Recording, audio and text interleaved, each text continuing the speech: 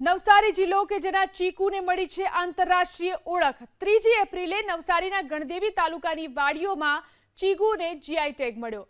અમલસાડી ચીકુ દેશના તમામ ચીકુ કરતાં વધુ સ્વાદ, રંગરૂપ અને આકારમાં અલગ છે। તેની મીઠાશ જ અનોખી છે। જીઆઈ ટેગ એટલે કે ક્ષેત્રીયતાની ઓળખ હવે અમલસાડી ચીકુ તરીકેની ઓળખ સાથે દેશ દુનિયાભરમાં વેચાણ પામશે।